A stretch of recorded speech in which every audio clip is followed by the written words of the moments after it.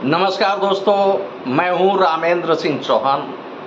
देश में लोकसभा के चुनाव चल रहे हैं और इसी लोकसभा चुनाव के बीच में देश की एक बड़ी राजनीतिक पार्टी बहुजन समाज पार्टी की मुखिया मायावती ने अपना एक बड़ा फैसला बदल दिया। जी हां, मायावती का यह फैसला अपने उत्तराधिकार को लेकर था, यानी मायावती ने अपना उत्तराधिकारी बनाया था। खास यह है कि मायावती ने 2023 दिसंबर में अपना उत्तराधिकारी अपने भतीजे आकाश आनंद को घोषित किया था। इसी के साथ ही आकाश आनंद को मायावती ने नेशनल कोऑर्डिनेटर भी बनाया था, लेकिन अभी 6 माह भी नहीं बीते और या यूं कहें कि 6 माह पहले मायावती ने अपने भतीजे आकाश आनंद को नेशनल कोऑर्डिनेटर और अपना उत्तराधिकारी घोषित किया था। लेकिन अभी 6 माह भी नहीं बीते, लोकसभा के चुनाव चल रहे हैं, लेकिन मायावती ने अपने इस बड़े फैसले को बदल दिया।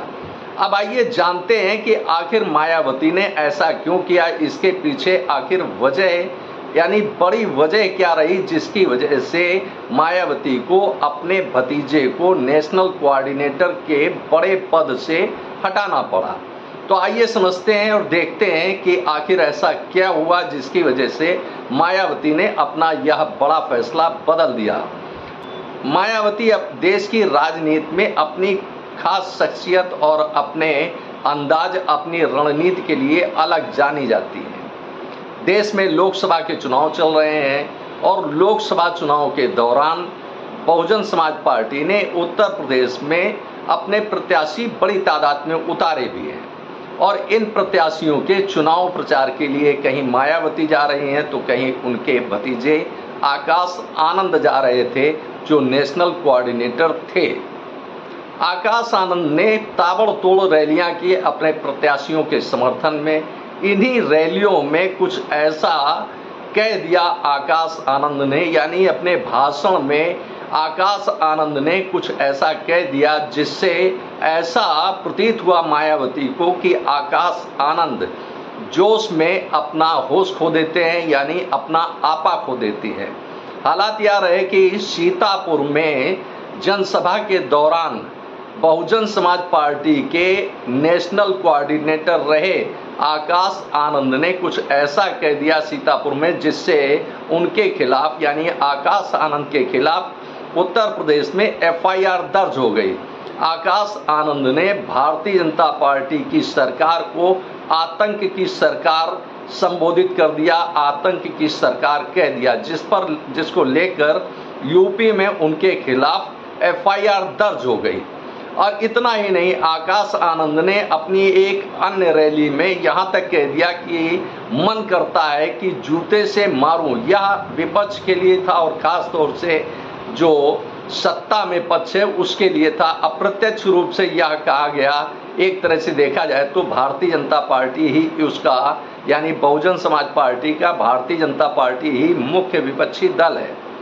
तो इस तरह से कह सकते हैं और समझ सकते हैं कि इस तरह की भाषा का इस्तेमाल आकाश आनंद ने भारतीय जनता पार्टी के लिए किया।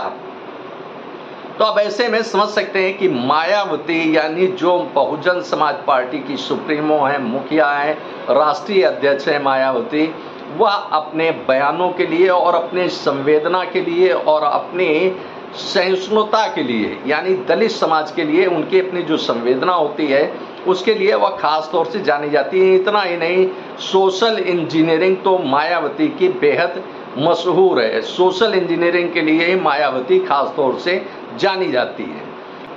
अब ऐसे देखें तो बहुजन समाज पार्टी डॉक्टर भीमराव अंबेडकर के सिद्धांतों, उनके मान सम्मान और दलितों के उत्थान के लिए, सामाजिक समरसता के लिए काम करती है और इसी मूवमेंट में खास तौर से मायावती भी जुड़ी हैं। जैसा कि मायावती कहती भी हैं कि उन्होंने, यानी मायावती ने अपना संपूर्ण जीवन बाबा भीमराव अंबेडकर के सिद्धांतों, मान सम्मान और दलितों के उत्थान, सामाजिक समरसता के लिए अपना पूरा जीवन समर्पित कर दिया। यानी यूं कहें कि दलितों के सम्मान, स्वाभिमान के लिए मायावती ने अपना संपूर्ण जीवन समर्पित कर दिया, जैसा कि मायावती कहती हैं।